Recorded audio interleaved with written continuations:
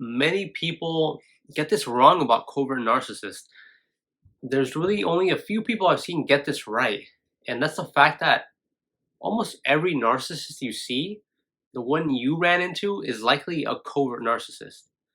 When a narcissist is overt, when they're just in your face about who they are, those people are likely more on the antisocial personality disorder, the psychopaths, the sociopaths. Most narcissists, the types that these people are making, the types that everyone's making videos about, they're mostly all covert. They're the ones that put on the mask. They're the ones that you meet them and they seem like a totally different person. Because a narcissist, well, they're many things, but definitely a coward. And that's why when they know that their base personality, right? That's the covert part about it. They're hiding who they truly are. So that's why they put up that front. That's where they mirror you and they reflect to you all your wildest fantasies and dreams. But you have to understand that that's not good.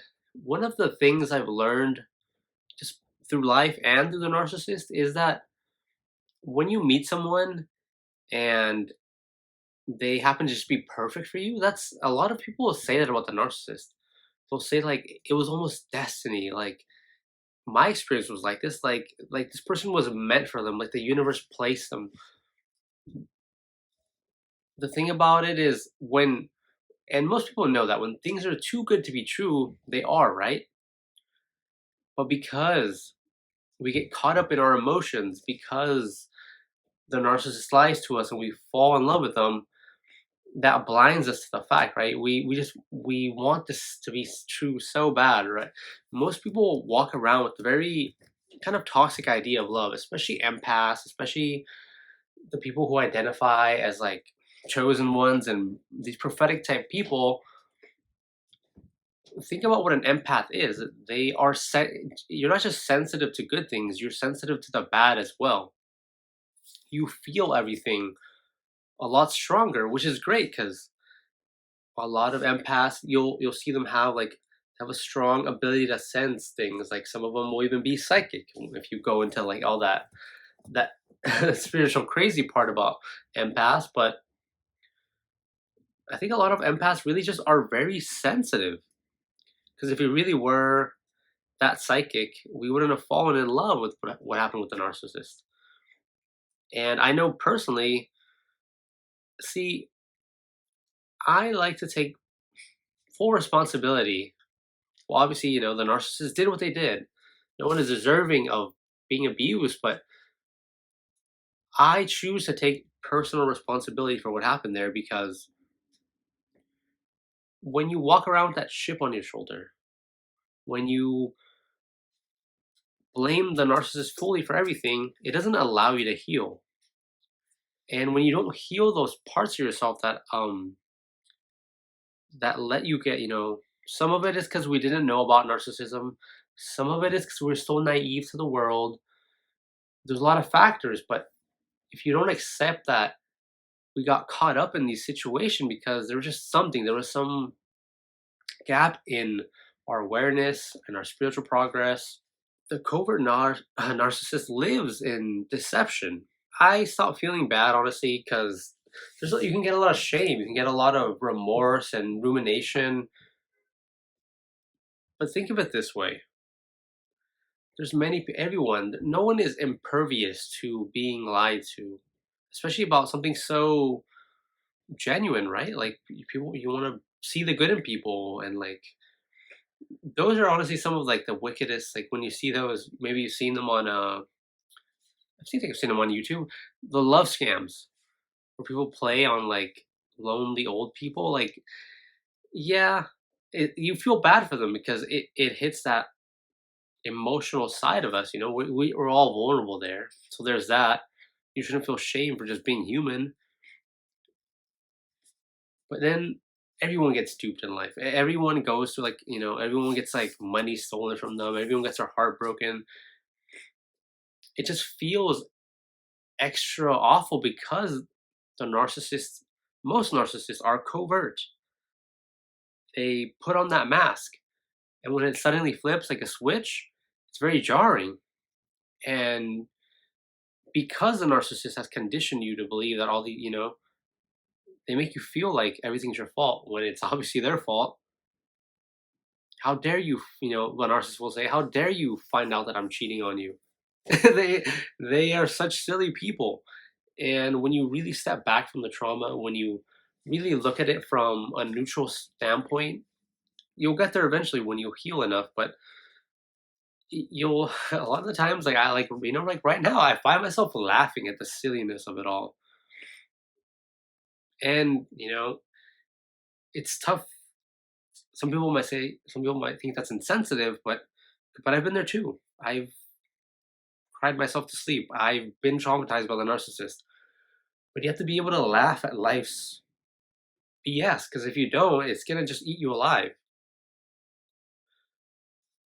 If you walk around with this chip on your shoulder saying "F the narcissist, I'm gonna get back at them," etc., then they win. They are living rent free in your mind. And as I've said, most of these narcissists are covert.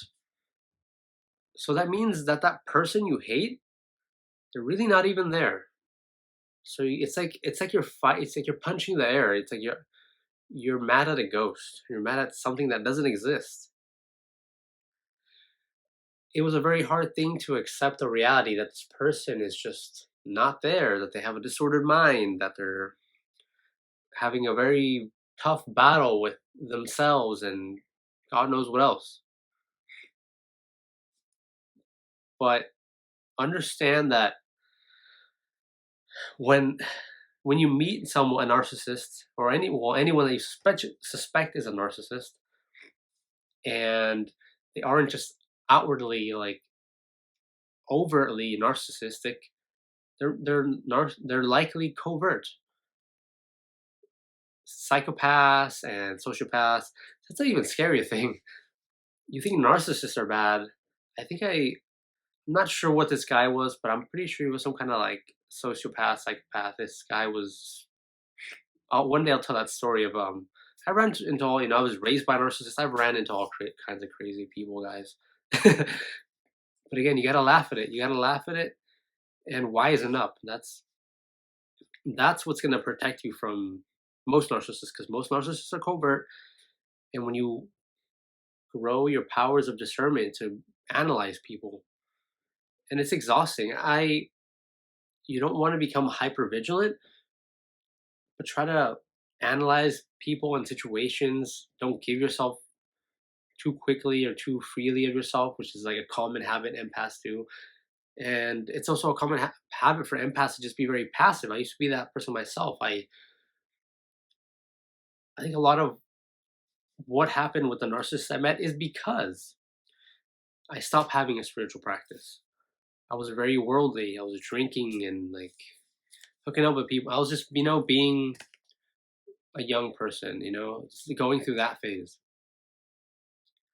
And and it's not those things are necessarily bad. Like I'm not like that. I'm moralist or anything. But when you live that way, it really clouds your judgment. And that's why I think it's crucial to have some kind of something, right? Like even if it's have to be even spiritual or religious, just like write down, like journal, or like read psychology books. You have to, judge people better. And even though sometimes for some victims it's never their fault, but at some point you have to accept that. Like let's say it's not their fault, but then they walk around with that chip on their shoulder, then that is their fault. Don't let these people have more power over you than they. Don't give them the time of day. Like I said, that person doesn't even really exist. They're lost in their own world. You have to be able to better judge people, better judge yourself, and it won't matter if the narcissist is covert, overt, purple or blue, black or white. When you have a very strong understanding of yourself, you'll have a better understanding of others, and that's going to take you very far, and it's going to prevent more narcissists from hurting you.